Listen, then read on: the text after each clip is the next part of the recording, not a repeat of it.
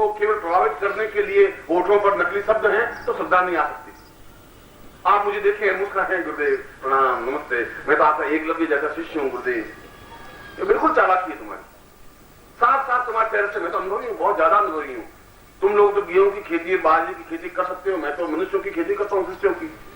हर बार फसल नहीं काटता हूं, फिर नई फसल पैदा करता हूं, फिर नई फसल काटता हूं। मैं तो इसके अलावा काम ही जिंदगी में कुछ नहीं किया। ये तुम्हारी चालाकी बहुत पढ़ लेता हूं कि ये केवल ऊपरी मन से एकलव्य जैसा तुम छोड़, जैसा है वैसा ही बन जा तो ही बहुत है। एकलव्य तो मरने दे, अपनी जगह मरने दे, क्या नहीं करते। मैं तो बिल्कुल आपका एकलव्य जैसा शिष्य हूं, बस पांव पकड़ लेता है, मैं जाऊं और पीछे से पांव, जरूर किस दिन तुम मुझे पीछे गिराओगे जरूर।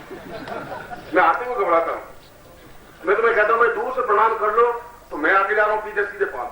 बड़ा मुश्किल से मैंने कहा अभी एक पांव और रखा नहीं, सीधा नीचे गुरुदेव। मैं तो साष्टांग हुआ नहीं, आज साष्टांग को कर दूंगा मैं आपको, और जरूर कभी मुझे साष्टांग दंडवत करना ही पड़ेगा। तुम्हारे जैसे से मिले तो मैं तो खुद धन्य हो रहा हूं। इसलिए कभी भूल चूक भी प्रणाम पीछे से पकड़ के मत कर देना, क्योंकि तुम तो पीछे लौट के आते हो, इसलिए मुझे हर बार पीछे मुड़ मुड़ के देखना पड़ता है, कोई मार के हाथ नहीं रहा है। इसलिए कड़ार कह रहा है कि बार बार अपने स्वरूप को परिवर्तन नहीं कर सकता। और इसीलिए मैंने तुम्हें प्रारंभ में कहा कि श्रद्धा के पीछे कोई मेरा स्वार्थ नहीं था। मैं तुम्हें ये नहीं कहा 5 रुपए का नोट ला के मुझे दो तो श्रद्धा पैदा होगी, मैं तो तुम्हें नहीं कह रहा हूं। मैं तुमसे कोई याचना मुझे तुमसे नहीं है। मैं तो एक ही याचना जरूर है कि इस जीवन में तुम्हारा मोक्ष हो जाए, मुक्ति मिल जाए, इस जीवन में तुम पूर्णता प्राप्त कर दो, इस जीवन में तुम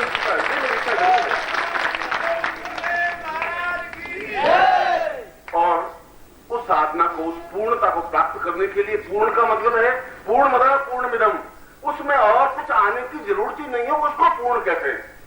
यजुर्वेद का प्रारंभ मंत्र इस क्षेत्र में कुछ नहीं हूं, शून्य हूं, और अंतिम कहता है मैं पूर्ण मदा पूर्ण मिदम पूर्णात् पूर्णमुच्यते। अब मेरे मन में कोई इच्छा बाकी नहीं रही है। तुम्हारी भोग की इच्छा हो वो भी पूरी हो, ऐश्वर्य की इच्छा हो वो भी पूरी हो, चालाकी की इच्छा हो वो भी पूरी हो, दूरता की इच्छा हो वो भी पूरी हो, तुम्हारे जीवन की जो इच्छा है वो पूरी हो, तृप्त हो तब तुम्हें साक्षात गुरु में श्रद्धा पैदा हो पाएगी। और उसके लिए तुम्हें प्रयत्न करना पड़ेगा, अपनी दूरता मक्कारी को छोड़ना पड़ेगा, पूर्ण रूप से समर्पित होना पड़ेगा, और उसमें अपने आप को लीन होना पड़ेगा। लीन होने के लिए तुम्हारा शरीर नहीं, आंखों की भाषा से पत्र गुरु के पास पहुंचना पड़ेगा। गदगद कंठ से जब तुम्हारी आवाज निकलेगी, रुक जाएगा गला, आंखें आंसुओं से भीग जाएंगी, चेहरा अपने आप में डबडबा जाएगा, तो मैं समझ जाऊंगा तुम समर्पित हो रहे हो। समर्पण करने के लिए होठों की शब्द जरूरत नहीं है, शब्दों की जरूरत नहीं है, शब्द कुछ नहीं कह सकते तुम्हारी भावनाओं को, तुम्हारे विचारों को। प्राणों के माध्यम से तुम जब बोलोगे अपने आप में तुम्हें समझ जाऊंगा कि तुम कहां कितने समर्पित हो। यह होना चाहिए जीवन में समर्पण। यह समर्पण है तो फिर तुम अपने आप प्रेम साधना को समर्पित उस रूप में, उस समर्पित रूप में उस साधना को उसके गुरु के चित्र के सामने समर्पित कीजिए। जब गुरु साक्षात हो तो पहले गुरुकुल में गुरु साक्षात होते थे, और नहीं हो उस चित्र के माध्यम से, तो चित्र की जरूरत नहीं है। जब पूर्ण श्रद्धामय है तो गुरु तुम्हारी आंखों के सामने रहेगा। कल भी मैंने राधा का उदाहरण दिया था कि राधा को पूछा उद्धव ने कि राधा तुम करती क्या, दिन भर क्या काम? उसने कहा बहुत काम है, बहुत व्यस्त हूं। उसको सुबह उठाती हूँ, स्नान करवाती हूँ, कहना नहीं मानता है, खाना खिलाती हूँ, बहुत मनवार करती हूँ, ये करती हूँ, ये रोटी अच्छी नहीं लगती, फिर दूसरी रोटी बनाती हूँ, तीसरी रोटी बनाती हूँ, मैं बहुत काम करती हूँ, क्योंकि वह श्रद्धा की साक्षात प्रतिमा है। और राधा की मृत्यु हुई ललिता के रूप में। ललिता की मृत्यु के बाद सीधा जन्म मीरा के रूप में लिया। इतने साल पिछले 3000 वर्षों तक ललिता ने वापस जन्म नहीं लिया। राधा के बाद ललिता ने जन्म लिया उस आत्मा ने, और ललिता के बाद सीधी आत्मा मीरा के जीवन में उतरी। और मैं कह रहा था कि उनके हाथ में है जन्म लेने की क्रिया, मुझे कहां जन्म लेना है। और राधा के चरित्र में और मीरा के चरित्र में कुछ भी अंतर नहीं। उसने भी समाज से बगावत की, विद्रोह किया, मीरा ने भी समाज से विद्रोह किया, बगावत की। उसने भी पैरों में घुंघरू बांध दिए, उसने पैरों में घुंघरू बांध दिए। वह भी कष्ट में डूब गई, यह भी कष्ट में डूब गई। उसने भी लोक लाज की परवाह नहीं की, इसने भी लोक लाज की परवाह नहीं की। वो भी कहा कि मैं सूली ऊपर सहज क्रिया की, मैं तो यहाँ नीचे देखना नहीं चाहती, सूली जितनी सजा मुझे मिले पर पिया मिले, कृष्ण मिले। और मीरा ने भी यही कहा। दोनों की अगर चरित्र की साम्यता करता कुछ अंतर ही नहीं है, एक ही जैसे एक ही चीज में वापिस जन्म लिया हो।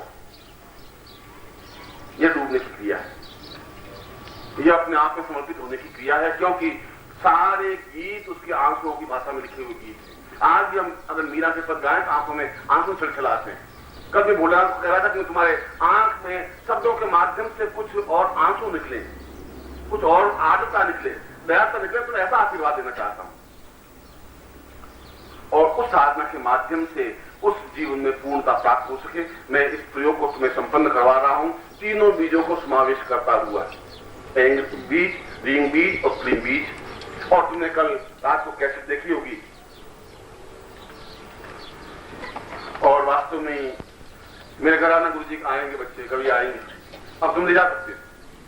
जब भी चाहो उसमें कैद किया, भाई चौहान गुरु जी को कैद करके मुझे दे दे, अपने घर ले जाना है। और मेरे तक आने की जरूरत नहीं, ले जा सकते हो, मगर जब भी चाहो गुरु को देख सकते हो, जब भी चाहो उसकी आवाज सुन सकते हो। और ये बहुत बड़ी बात होती है, बहुत बड़ा सौभाग्य होता है, ये मामूली बात नहीं है, ये मामूली चिंतन नहीं है। तुम इस चीज को नहीं समझ सकते, क्योंकि बार बार एक ही चीज के पास होने से श्रद्धा पैदा होती है, अपने पैदा होता है, अटैचमेंट पैदा होता है। एक कहावत है कि आंख ओट पहाड़ ओट, आंख से दूर हट जाता है आदमी तो उतनी गैप आ जाता है जितना बीच में कोई पहाड़ आ गया। बार बार एक ही चीज सामने हो तो श्रद्धा पैदा होती है, अपने पैदा होता है। और ये अपने पैदा करने का लौकिक गुण है,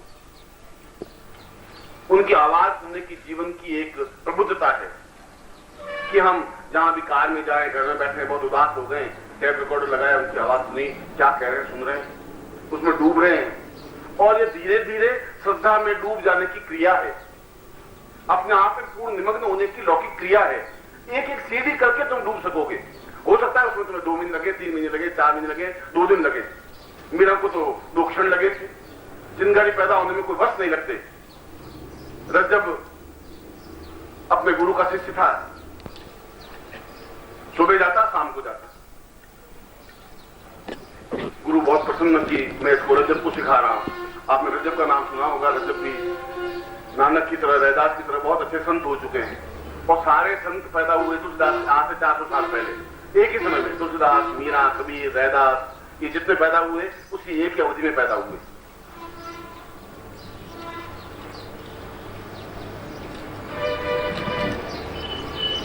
और रैदास सुबह गुरु के पास जाता, शाम को गुरु के पास जाता, गुरु उसको ज्ञान देते। फिर धीरे धीरे 2-3 महीने बाद दिन में एक बार ही गया।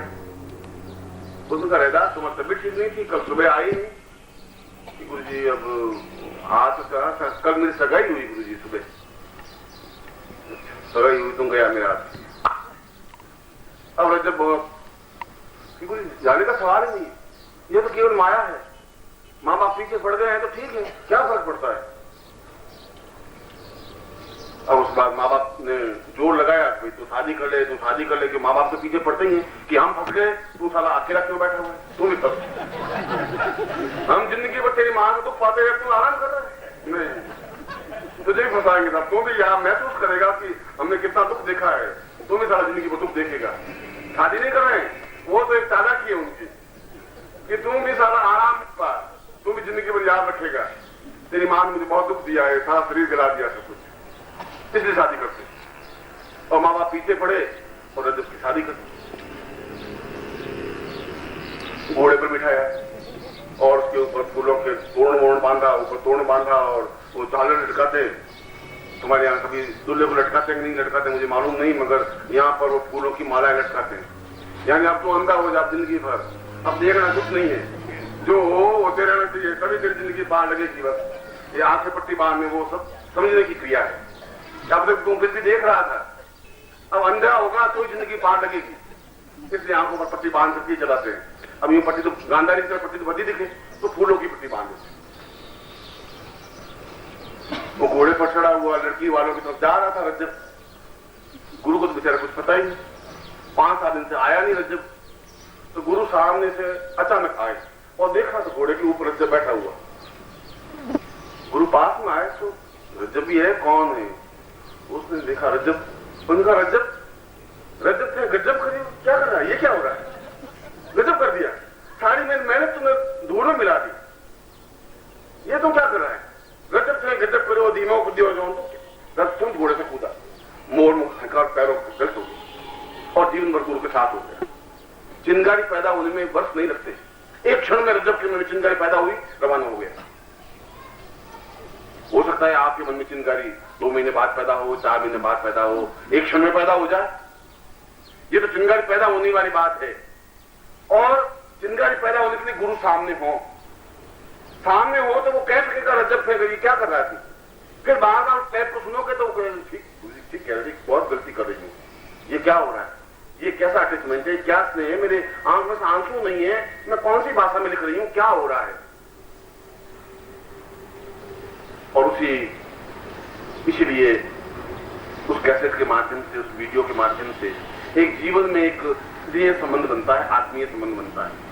ये मेरा दुर्भाग्य है कि उस समय ये वीडियो कैसेट नहीं थी, मैं अपने गुरु के साथ हजारों कैसेट बना सकते पा सकता, मैं देखता, तुम लोगों को दिखाता, मगर मैं खुद तो उसको देख सकता हूं, मगर उस आनंद को, स्वाद को, उस जीवन की चैतन्यता को, उस मूर्ति को मैं तुम्हें दिखा नहीं पा रहा हूं। मगर मैं चाहता हूं कि मैं अपने गुरु के तुम्हें दर्शन करवा सकूं, तुम्हारा जीवन धन्य हो।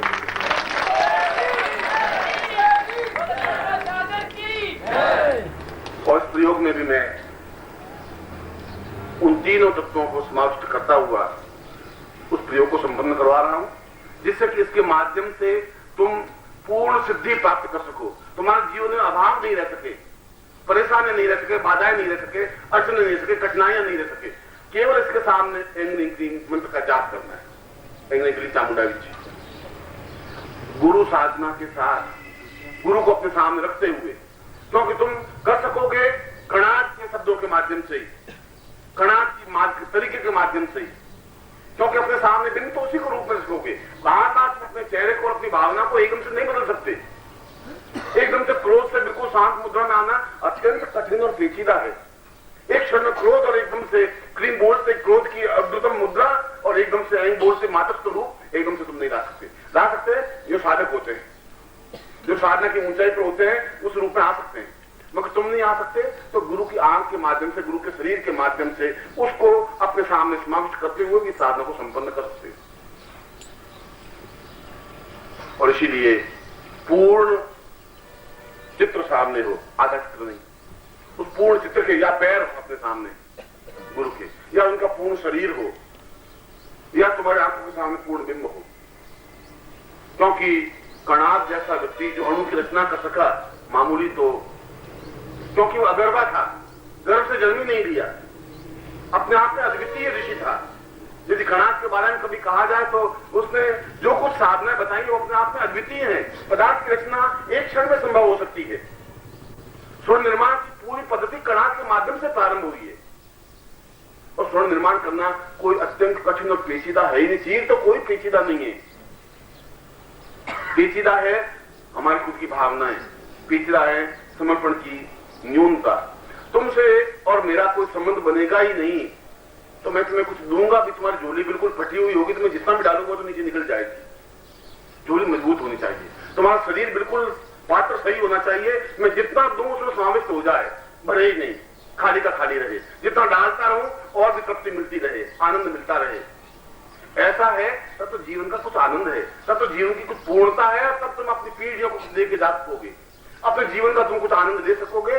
और मैंने अगर लिया है उस अमृत का पान, अगर मैंने किया है, मुझसे पहले उन ऋषियों ने किया है, तो तुम भी कर सकते हो। क्योंकि ऋषियों की परंपरा टूट गई है।